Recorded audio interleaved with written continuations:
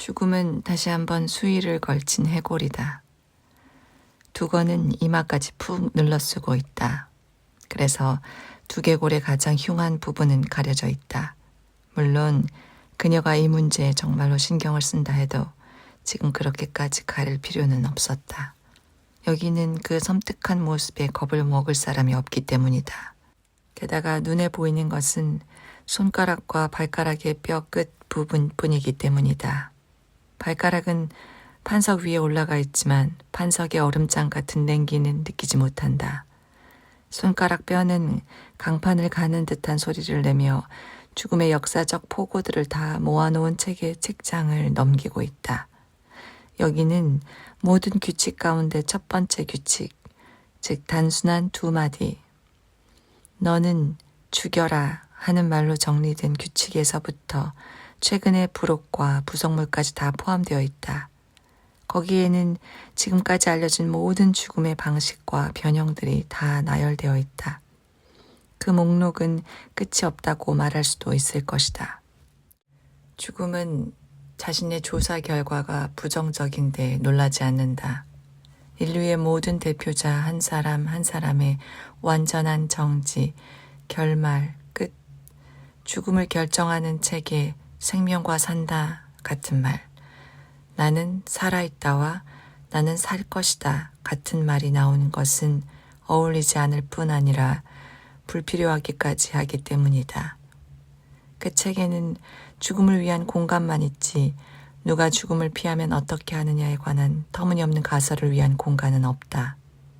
어쩌면 열심히 찾아본다면 한 번, 딱 한 번 어떤 불필요한 주석에서 나는 살았다 하는 말을 찾을 수 있을지도 모른다. 그러나 그런 탐색은 한 번도 진지하게 시도된 적이 없다. 이것을 보면 죽음의 책에 살았다는 사실 자체는 언급될 가치가 없는 아주 중요한 이유가 있다고 결론을 내리게 된다. 그 이유란 우리가 반드시 알아야 하지만 죽음의 책의 다른 이름이 무의 책이라는 것이다. 해골은 규정집을 한쪽으로 치워놓고 일어섰다. 문제 핵심에 이를 필요가 있을 때에는 늘 그렇듯 방을 2바퀴 돈 다음 서류 정리 캐비넷의 서랍을 열고 첼리스트의 카드를 꺼냈다. 그녀의 동작을 보니 지금이 이 자료실의 기능과 관련된 중요한 측면, 서술자의 비판받아 마땅한 태만 때문에 아직 이야기를 못한 측면을 분명히 밝힐 또 하나의 기회이며 지금이 아니면 앞으로는 기회가 없겠다는 생각이 든다. 우선 혹시 다르게 상상했을지는 몰라도 이 서랍들에 정리되어 있는 1000만 개의 색인 카드는 죽음이 정리한 것이 아니며 죽음이 작성한 것도 아니라는 사실이다. 당연히 아니다. 죽음은 죽음이지 사무직원이 아닌 것이다. 카드는 어떤 사람이 태어나는 순간 알파벳 순서에 맞춰 자기 자리에 나타나며 그 사람이 죽을 때 사라진다. 죽음은 자주색 편지가 생기기 전에는 구태여 서랍을 열어보지도 않았다. 카드가 오가는 것을 둘러싼 소동도 혼란도 없었다. 어떤 사람들이 태어나고 싶지 않다고 말하거나 죽고 싶지 않다고 항의하는 당혹스러운 장면이 있었던 기억도 없다. 죽은 사람의 카드는 누가 가져갈 것도 없이 이 방 아래에 있는 다른 방으로 간다. 아니, 지하로 층층이 쌓여있는 방 가운데 한 곳에서 자기 자리를 차지한다. 이 방들은 점점 밑으로 깊이 들어가고 있는데 이미 지구에 불타는 핵을 향해 한참 다가가 있다. 이 서류들은 언젠가 그 핵에서 다 타버릴 것이다.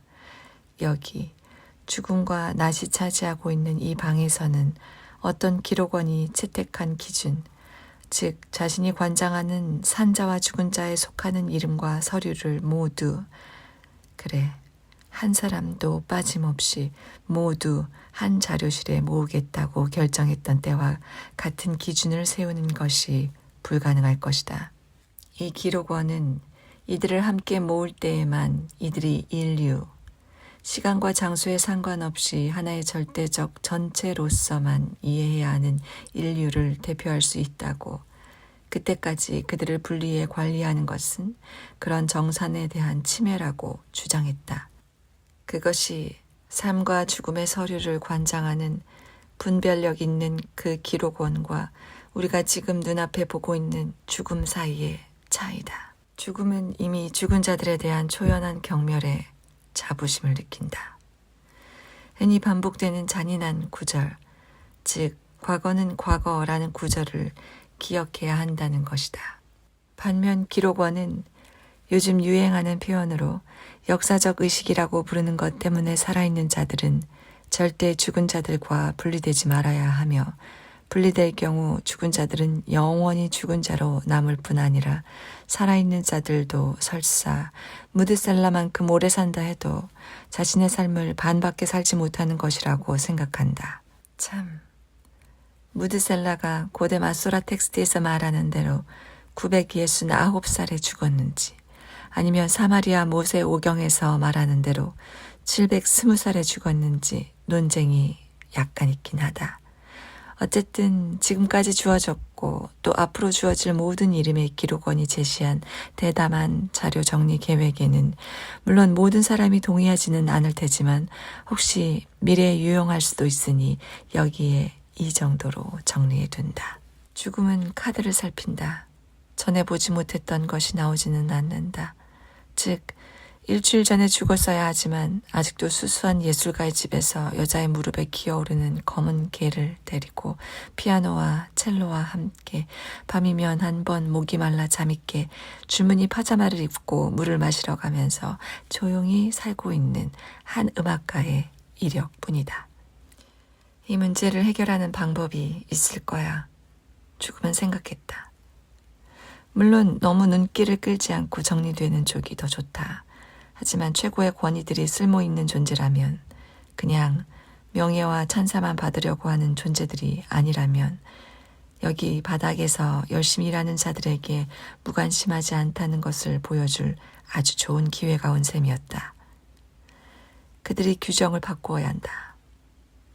특별한 조치를 취해야 한다. 만일 어쩔 수 없다면 법적으로 수상쩍은 행동도 허가해야 한다. 그런 불명예가 계속되도록 놓아두지 않기 위해서는 무슨 일이든 해야 한다. 그러나 이 경우에 묘한 점은 그들이 실제로 누구인지, 이론적으로 이 문제를 풀어야 할 이 최고 권위자들이 누군지 죽음이 전혀 모른다는 것이다. 죽음이 쓰고 언론이 공개한 편지, 우리가 틀린 것이 아니라면 두 번째 편지에서 그녀가 보편적 죽음을 언급한 것은 사실이다.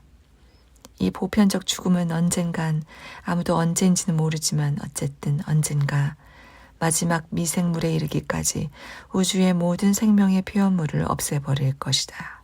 그러나 이것은 어떤 것도, 심지어 죽음도 영원히 지속될 수는 없다는 의미에서 철학적인 상식일 뿐 아니라 실제적인 맥락에서도 다양한 분야의 다양한 죽음을 오랫동안 훑어본 상식적 연역에서 나온 결론이기도 하다. 물론 연구와 경험에 뒷받침된 지식으로 확인되어야 하겠지만 죽음은 생각했다. 모든 생성물을 없애는 진짜 일을 하는 것은 우리의 부문별 죽음이야. 우주가 사라질 때 보편적인 죽음의 엄숙한 선언, 은하계와 블랙홀에 울려 퍼지는 선언의 결과로 그리 되는 것이 아니라 우리가 책임지는 작고 사적이고 개인적인 죽음들이 축적되어 그리 된다 해도 나는 조금도 놀라지 않을 거야. 속담에 나오는 닭이 나다를 하나씩 또 하나씩 채워가는 것이 아니고 외려 어리석게도 하나씩 비우는 것처럼 사람이 하나씩 죽어서 결국 우주가 사라진다 해도 말이야. 내가 보기에는 생명은 그렇게 될 가능성이 가장 높거든. 생명은 늘 자신의 종말을 준비하느라 바쁘니까 우리가 도와주지 않아도 우리가 도움의 손길을 내미는 것을 기다리지도 않고. 죽음의 당혹감은 얼마든지 이해할 수 있다. 너무 오래전에 이 세상의 자리를 잡았기 때문에 자신이 지금 책임지고 있는 일을 수행하는 데 필요한 지침을 누구한테서 받았는지 기억이 나지 않는다. 그들은 그녀의 손에 규정을 쥐어주고 그녀의 미래의 활동을 안내할 빛으로서 너는 죽여라 하는 말을 가리키면서 그녀에게 그녀의 삶을 살아가라고 말했다. 물론 죽음에게 삶을 이야기하는 그 섬뜩한 아이러니는 눈치채지 못했겠지만 그래서 그녀는 그렇게 했다. 의심스러운 경우 또는 그럴 리 없겠지만 어떤 착오가 있을 경우에는 누군가가 뒷감당을 해줄 것이라고 늘 생각하면서 그녀가 조언이나 안내를 구할 수 있는 누군가, 어떤 상사, 상관, 영적 스승이 있을 것이라고 늘 생각하면서